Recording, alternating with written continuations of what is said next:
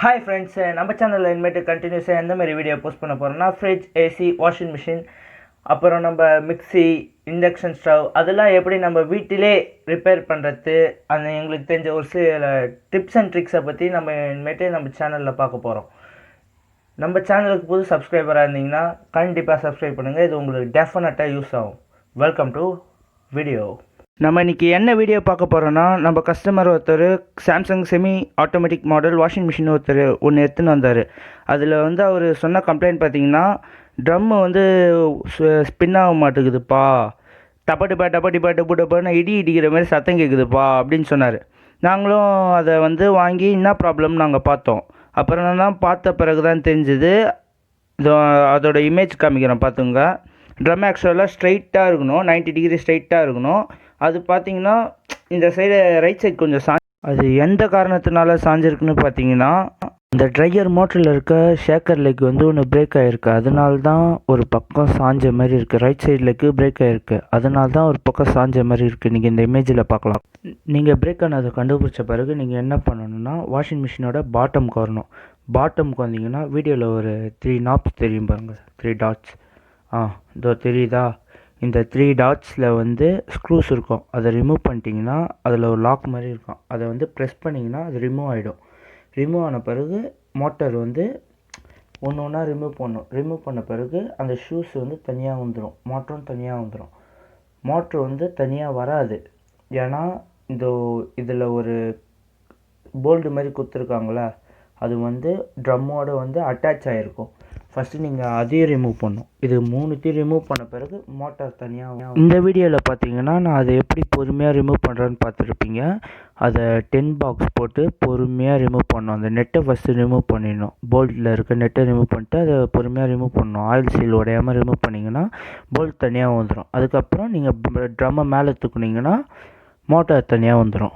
இது ஒரு சிம்பிளான மெத்தட். நீங்கள் மோட்டார் எல்லாத்தையும் கழட்டிட்ட பிறகு அதை ஈஸியாக அதுவே வெளில வந்துடும் நீங்கள் கழட்டினோடனே.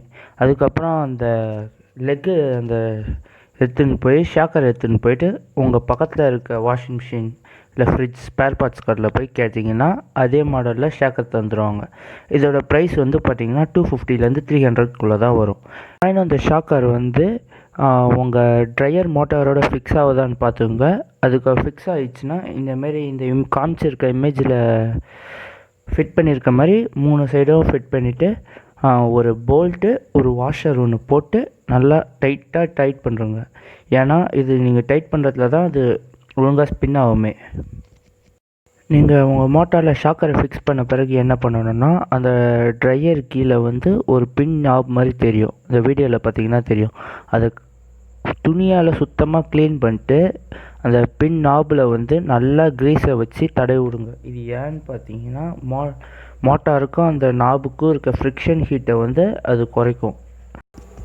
நீங்கள் க்ரீஸ் தடவி முடித்த பிறகு என்ன பண்ணணுன்னா, மோட்டார் எடுத்து அது எங்கே இருந்ததோ அந்த இடத்துல ஃபிக்ஸ் பண்ணுங்க. இது உங்களுக்கு தெரியணுன்னா, அது எந்த இடத்துல இருக்குதுன்னு கரெக்டாக வைக்கணும்னு தெரியணுன்னா, நீங்கள் ரிமூவ் பண்ணுறப்பே அந்த லெக்கில் ஒரு மார்க்கரில் மார்க் பண்ணுறங்க.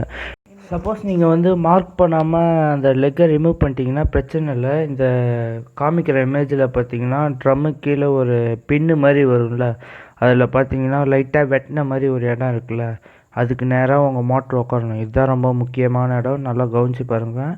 அப்படி புரியலனா கூட நான் அதுக்கு அடுத்தது ஒரு இமேஜ் போடுறேன். இந்த பின்னில் அந்த மோட்ரு போய் உட்காரணும். அப்போ தான் அந்த மோட்ரு ஸ்பின் ஆகிறது அந்த ட்ரையர் ஸ்பின் ஆகும். அப்படி அந்த இமேஜில் கிளியராக தெரியாதவங்களுக்கு இங்கே நான் வரைஞ்சி காமிச்சிருக்கேன். கொஞ்சம் கேவலமாக தான் வரைஞ்சிருக்கேன், சிரிக்காதீங்க.